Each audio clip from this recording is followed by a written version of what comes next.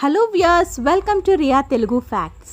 ఇండియాని potential super power of the వరల్డ్గా consider చేస్తారు.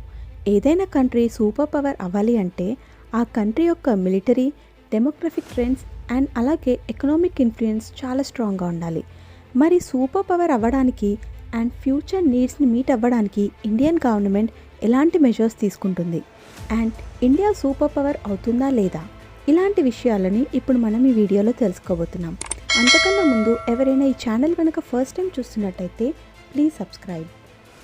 బ్రిటిషర్స్ ఇండియాకి రాకముందు వరల్డ్ ఎకనామీలో ఇండియా యొక్క షేర్ 23% ఉండేది. కానీ బ్రిటిషర్స్ ఇండియాని వదిలి వెళ్ళే సమయానికి ఆ 23% కాస్త 4%కి పడిపోయింది. బ్రిటిషర్స్ ఇండియా నుంచి నియర్లీ $45 ట్రిలియన్ వరకు సంపదని దోచుకున్నట్టు అంచనాలున్నాయి. ఎంతో సంపద కలిగిన మన దేశం బ్రిటిషర్స్ దోచుకోవడంతో చాలా వెనుకబడిపోయింది. బట్ అది ఏమీ కూడా లెక్క చేయకుండా ఇండియా సూపర్ పవర్ అయ్యే దిశగా మెల్లిగా అడుగులు వేస్తుంది. 2009లో హిల్లరీ క్లింటన్ గారు ఇండియాని విజిట్ చేసినప్పుడు ఇండియా కేవలం రీజనల్ పవర్ మాత్రమే కాదు, గ్లోబల్ సూపర్ పవర్ అయ్యే అవకాశం చాలా ఉంది అని అన్నారు. ఆ అంచనాలను నిజం చేస్తూ 2015లో ఇండియా యొక్క జీడిపి వరల్డ్స్ ఫాస్టెస్ట్ గ్రోయింగ్ ఎకనామీగా నిలిచింది. ఏదైనా ఒక దేశం సూపర్ పవర్ అవ్వాలి అంటే ఆ దేశం యొక్క military, demographic trends and economic influence అనేది చాలా స్ట్రాంగ్గా ఉండాలి. సో మిలిటరీ వైజ్ చూసుకున్నట్టయితే మన India 4th most powerful country in the world. And అలాగే డెమోగ్రఫిక్ ట్రెండ్స్ అంటే జనాభా సంఖ్య విషయానికి వస్తే సిన్స్ 1960 నుంచి 2022 వరకు ఇండియా యొక్క పాపులేషన్ 450 మిలియన్ నుంచి 140 crores పెరిగింది. ఇంకా రానున్న దశాబ్దాలలో ఇంకా పెరిగే అవకాశం ఉంది. ఒక సర్వే ప్రకారం అయితే బై 2050 ఇండియా యొక్క పాపులేషన్ 1.64 బిలియన్ అవ్వచ్చట. సో ఈ గ్రోత్ వలన ఇండియాలో ఎక్కువగా యంగ్ పాపులేషన్ ఉండబోతున్నారు. సో డెమోగ్రఫిక్ ట్రెండ్ వైజ్ చూసుకున్నా కూడా ఇండియా ఫ్యూచర్లో స్ట్రాంగ్ అవ్వబోతుంది. ఎకనామీ ఇన్ఫ్లుయెన్స్ విషయానికి వస్తే ఇండియాలో ఎక్కువగా యంగ్ పాపులేషన్ ఉండబోతుంది. సో ఆబ్వియస్గా లేబర్ ఫోర్స్ అనేది ఎక్కువగా ఉంటారు. కానీ ఇన్ఫ్రాస్ట్రక్చర్ లేకుండా లేబర్ ఫోర్స్ ఎక్కువగా ఉన్నా కూడా ప్రయోజనం లేదు. ఎందుకంటే ఇన్ఫ్రాస్ట్రక్చరే ఇన్వెస్టర్స్ని అట్రాక్ట్ చేస్తుంది. తద్వారా ఉద్యోగ అవకాశాలు కూడా పెరుగుతాయి.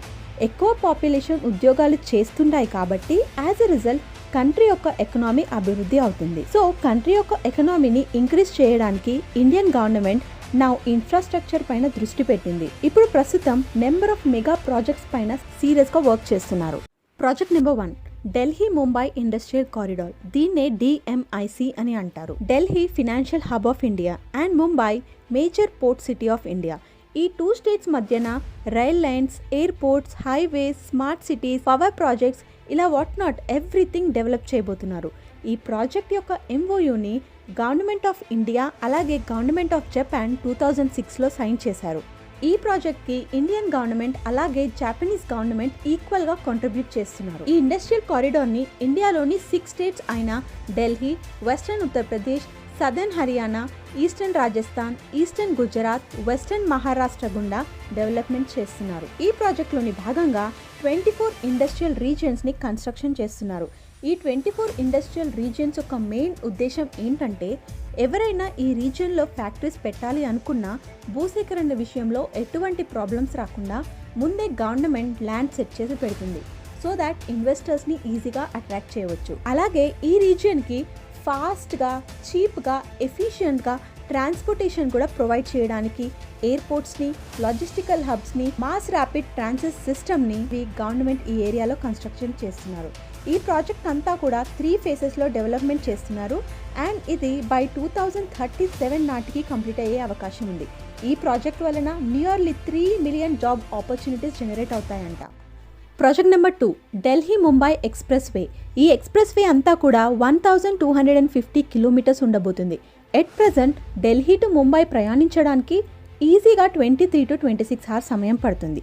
కానీ Delhi Mumbai expressway construction complete అయిన తర్వాత కేవలం 12 hours ఢిల్లీ టు ముంబై చేరుకోవచ్చు.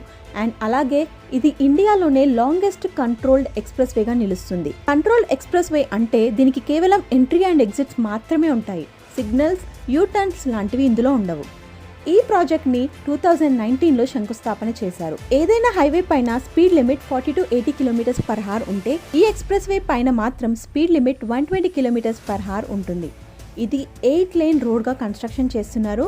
అంటే ఒక్కొక్క డైరెక్షన్లో 4 లేన్స్ లాగా. ఇన్ ఫ్యూచర్ ఇంకా 4 లేన్స్ కూడా యాడ్ చేసుకునే విధంగా ప్లానింగ్ జరుగుతుంది. ఇంకా ఈ రోడ్స్ పైన హైబ్రిడ్ ట్రక్స్ రన్ అయ్యేలాగా సపరేట్ లేన్స్ ని కూడా కన్స్ట్రక్షన్ చేస్తున్నారు. ఈ మొత్తం ప్రాజెక్ట్ కి estimated cost of construction 1 lakh crore అని అంచనా. ఈ express way many backward areas గుండా వెళ్తుంది కాబట్టి ఆ ఏరియాస్ కూడా ఫ్యూచర్ లో చాలా డెవలప్ అయ్యే అవకాశం ఉంది. Project number 3 భరత్మాల. ఈ ప్రాజెక్ట్ యొక్క మెయిన్ ఎయిమ్ హైవేస్ డెవలప్మెంట్. దీని ద్వారా కంట్రీలో రవాణా మరియు ప్రయాణికుల మూవ్మెంట్ని ఇంప్రూవ్ చేయాలి. సో దట్ కంట్రీ యొక్క ఎకనామీ ఇంక్రీజ్ అవుతుంది. ఈ ప్రాజెక్ట్కి సెంట్రల్ స్పాన్సర్ చేస్తుంది and also roads and highway project of Indian government fund చేస్తుంది. దీని యొక్క టోటల్ ఎస్టిమేటెడ్ కాస్ట్ $140 billion. ఈ ప్రాజెక్ట్ ద్వారా ఇండియాలోని economic corridor roads, inter corridor roads, national corridor, border and international connectivity roads, coastal and port connectivity roads, అలాగే express way, ఇవి కాకుండా NHDP ద్వారా మిగిలిపోయిన 10,000 kilometers of balance road works and also other schemes ద్వారా construct చేయవలసిన 48,877 kilometers of road, మొత్తం కలిపి 83,677 kilometers of roads ని ఈ ప్రాజెక్ట్ ద్వారా కన్స్ట్రక్షన్ చేయబోతున్నారు. ఈ ప్రాజెక్ట్ ని 7 phases లో డెవలప్ చేస్తున్నారు. ఫస్ట్ ఫేజ్ ఒక వర్క్ భాగంగా టోటల్ గా 24,800 kilometer and also 10,000 kilometers of NHDP works ని కన్స్ట్రక్ట్ చేస్తున్నారు. ఈ ప్రాజెక్ట్ వలన ఉపయోగం ఏంటంటే 70 to 80% ఆఫ్ ఫ్రైట్ ట్రాఫిక్ అంటే సరుకు రవాణా నేషనల్ హైవే గుండా వెళ్తుంది. ఎట్ ప్రెజెంట్ అది కేవలం 40% మాత్రమే ఉంది. ఎట్ ప్రెజెంట్ కంట్రీలో 300 డిస్ట్రిక్ట్స్ మాత్రమే హైవేస్ ద్వారా కనెక్ట్ అవుతున్నాయి. ఈ ప్రాజెక్ట్ అయిపోయేసరికి ఇండియాలో మొత్తం 550 district head quarters 4 lane highway ద్వారా కనెక్ట్ అవుతాయి. Border roads and international connectivity roads develop చేయడం ద్వారా నేబరింగ్ కంట్రీస్తో ట్రేడ్ కూడా పుంజుకుంటుంది. Project number 4 Sagarmala. ఇండియాలో 90% ఆఫ్ ద ట్రేడ్ సముద్ర మార్గంలోనే జరుగుతుంది. కాబట్టి ఇండియన్ పోర్ట్స్ డెవలప్ చేయడం చాలా అవసరమని ఇండియన్ గవర్నమెంట్ గుర్తించింది. ఈ ప్రాజెక్ట్ని 2015లో government of India cabinet approval తర్వాత ప్రారంభించింది.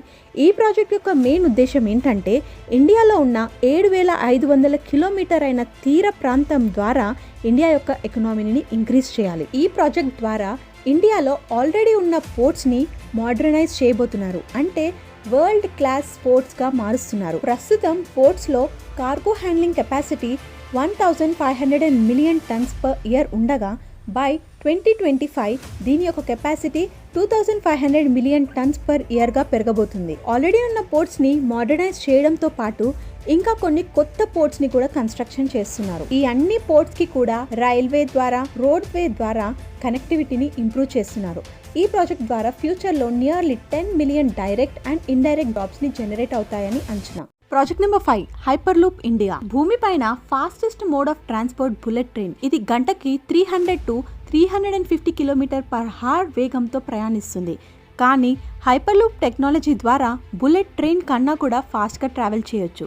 ఈ హైపర్ లూప్ ద్వారా 1000 km/h ట్రావెల్ చేయవచ్చట. ఎట్ ప్రెజెంట్ ఈ టెక్నాలజీని ముంబై అండ్ పూణే మధ్యన, అలాగే బెంగళూరు ఎయిర్పోర్ట్ మధ్యన డెవలప్ చేయబోతున్నారు. ఇది వచ్చాక దీనితో ముంబై టు పూణే కేవలం 25 minutesలోనే ట్రావెల్ చేయొచ్చు. అలాగే Bengaluru city to Bengaluru airport కేవలం 10 minutesలోనే ట్రావెల్ చేయొచ్చు.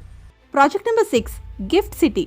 గిఫ్ట్ సిటీ అంటే Gujarat international finance tech city. ఈ గిఫ్ట్ సిటీ యొక్క ప్లాన్ కి 2007లో బీజం పడింది. ఈ సిటీని సబర్మతి నది ఒడ్డున, అలాగే సర్దార్ వల్లభాయ్ పటేల్ ఎయిర్పోర్ట్ నుండి కేవలం 12 kilometers దూరంలోనే కన్స్ట్రక్షన్ చేస్తున్నారు. గ్లోబల్ ఫినాన్షియల్ హబ్స్ అయిన హాంకాంగ్, సింగపూర్, లండన్ లాగా దీన్ని కూడా డెవలప్ చేయాలని అనుకుంటున్నారు. ఈ సిటీ యొక్క మెయిన్ ఉద్దేశం ఇండియా కూడా ఫినాన్షియల్ పవర్ అని ప్రమోట్ చేయడమే. ఈ గిఫ్ట్ సిటీ మొత్తం కూడా 886 acres విస్తరణలో కన్స్ట్రక్షన్ జరుగుతుంది. ఇందులో commercial, financial, residential complexes, world class foreign universities ఇలా అన్ని ఉండబోతున్నాయి.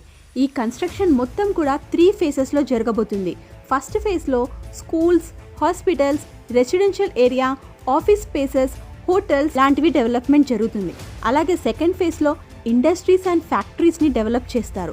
గిఫ్ట్ సిటీకి సంబంధించి కనెక్టివిటీ పైన కూడా చాలా కాన్సన్ట్రేషన్ చేస్తున్నారు. దీనికి సంబంధించి national highways, 4 to 6 lane of state highways, double corridor metro system ఇలా అన్ని డెవలప్ చేస్తున్నారు. అంతేకాదు ఇక్కడ DCS అంటే డిస్ట్రిబ్యూటెడ్ కూలింగ్ సిస్టమ్ కూడా ఉండబోతుంది. ఈ సిస్టమ్ వలన నియర్లీ 20 to 35% ఆఫ్ ఎలక్ట్రిసిటీ ఆదా చేయొచ్చు. దీనితో పాటు AWCS అంటే automated waste collection system, underground utility canal ఇలా చాలా డెవలప్మెంట్స్ జరుగుతున్నాయి. అండ్ ఈ గిఫ్ట్ సిటీలో ముఖ్యంగా చెప్పుకోదగినది India's first international financial service centre అంటే IFSC కూడా ఉంది. దీని స్థాపనతో నౌ ఇండియా దుబాయ్, సింగపూర్ వంటి గ్లోబల్ ఫినాన్షియల్ హబ్స్ లాగా ఫారెన్ ఇన్వెస్టర్స్ని అట్రాక్ట్ చేయడానికి పోటీ పడుతుంది. Project number 7 Zojila tunnel. Jammu and కాశ్మీర్లో శ్రీనగర్ అండ్ కార్గిల్ ముఖ్యమైన ప్లేసెస్. ఈ 2 ప్లేసెస్ని కూడా జోజిలా పాస్ కనెక్ట్ చేస్తుంది. కానీ వింటర్ సమయంలో హెవీ స్నోఫాల్ వలన ఈ రోడ్ స్ట్రైట్ 6 to 7 months వరకు క్లోజ్ అయిపోతుంది. దీనితో శ్రీనగర్ అండ్ కార్గిల్కి అసలు కనెక్షన్ లేకుండా పోతుంది. ఈ ప్రాబ్లమ్ని ఓవర్కమ్ చేయడానికి జోజిలా టనల్ అండ్ ZMOF టనల్ని కన్స్ట్రక్షన్ చేస్తున్నారు. ఈ టనల్ కనుక కంప్లీట్ అయిపోతే ఇది ఇండియాస్ లాంగెస్ట్ రోడ్ టనల్ అవుతుంది అండ్ అలాగే Asia's longest bidirectional tunnel అవుతుంది. రీసెంట్ గా union minister for road transport and highways అయిన నితిన్ గడ్కరీ గారు ప్రెసెంట్ గా ఈ ప్రాజెక్ట్ పనులపైన 1000 people -8 degrees సెంటిగ్రేడ్ లో కూడా వర్క్ చేస్తున్నారు. ఈ ఇయర్ ఎండింగ్ వరకు ఈ టనల్ కన్స్ట్రక్షన్ పూర్తి అయితే Mumbai to Srinagar on road కేవలం 20 hours లోనే చేరుకోవచ్చు అని ఈ ప్రాజెక్ట్ గురించిన ఇన్ఫర్మేషన్ ని షేర్ చేసుకున్నారు. ఈ ప్రాజెక్ట్ ద్వారా జమ్మూ అండ్ కాశ్మీర్లో టూరిస్ట్ రాకపోకలు కూడా పెరిగే అవకాశం చాలా ఉంది. Project number 8 Mumbai Ahmedabad bullet train. ఇండియాలో ఇప్పటివరకు చాలా స్టేట్స్లో ఆల్రెడీ మెట్రో ట్రైన్ని ఇంట్రడ్యూస్ చేశారు. ఇప్పుడు నెక్స్ట్ బుల్లెట్ ట్రైన్ని కూడా ఇంట్రడ్యూస్ చేసే పనిలో ఉంది మన గవర్నమెంట్. బుల్లెట్ ట్రైన్ గంటకి 300 to 350 km/h స్పీడ్తో ట్రావెల్ చేస్తుంది. ఇప్పుడు మొదటగా ఇండియాలో బుల్లెట్ ట్రైన్ని ముంబై అండ్ అహ్మదాబాద్ మధ్యన కన్స్ట్రక్షన్ చేయబోతున్నారు. ట్రైన్లో ముంబై టు అహ్మదాబాద్ రీచ్ అవ్వాలంటే నియర్లీ 7 hours సమయం పడుతుంది. కానీ బుల్లెట్ ట్రైన్లో ఇది కేవలం 2 hours లోనే చేరుకోవచ్చు. బుల్లెట్ ట్రైన్లో ఓవరాల్గా 10 coaches ఉంటాయి. ఒకేసారి 750 passengers ట్రావెల్ చేయొచ్చు. బుల్లెట్ ట్రైన్ ప్రాజెక్ట్లో ఒక టనల్ని సముద్రం లోపల కూడా కన్స్ట్రక్షన్ చేయబోతున్నారు. Normal railway track 1 kilometer of construction చేయడానికి సుమారుగా 10 crores ఖర్చు అవుతుంది. కానీ బుల్లెట్ ట్రైన్ యొక్క ట్రాక్ కన్స్ట్రక్షన్ చేయడానికి 100 to 150 crores ఆఫ్ ఖర్చు వస్తుంది. ఈ ప్రాజెక్ట్కి 80% of the fund Japan 0.1% of ఇంట్రెస్ట్కి లోన్గా ఇస్తుంది. ఈ ప్రాజెక్ట్ యొక్క మొత్తం ఎస్టిమేటెడ్ కాస్ట్ 1 lakh crore. ఇవి మాత్రమే కాకుండా Navi Mumbai international airport, Chenab bridge, solar parks, Dholera city, Setu Bharatam project, world 1 tower ఇలా చాలా ప్రాజెక్ట్స్ పైన ఇండియా సీరియస్గా వర్క్ చేస్తుంది. ఈ ప్రాజెక్ట్స్ అన్నీ కూడా అనుకున్న గడువులో అనుకున్నట్టు అయిపోతే ఇండియా ఆర్థికంగా కూడా స్ట్రాంగ్ అవ్వబోతుంది. నౌ ప్రెజెంట్ ఇండియా యొక్క GDP $2.66 trillion వరల్డ్లో 6th పొజిషన్లో నిలిచింది. బై 2050 ఇండియా యొక్క పర్చేసింగ్ పవర్ ప్యారిటీ $43 trillion చేరే అవకాశం ఉందంట. అంటే యుఎస్ని కూడా ఓడించి 2nd largest economy in the వరల్డ్గా నిలుస్తుంది. సూపర్ పవర్ అయ్యే పాసిబిలిటీ ఉన్నా కూడా సూపర్ పవర్ అవ్వడం మాత్రం అంత ఈజీ కాదు. దీనికి సంబంధించి అన్ని విధాల ఇండియా కష్టపడుతుంది. India has a very long way to go. Let's hope for the best. జై హింద్. ఈ వీడియో కనుక మీకు నచ్చితే వీడియోని లైక్ చేసి షేర్ చేయండి. ఇలాంటి మరిన్ని ఇంట్రెస్టింగ్ విషయాలు తెలుసుకోవడానికి ఈ ఛానల్ని సబ్స్క్రైబ్ చేసుకోండి. Thank you.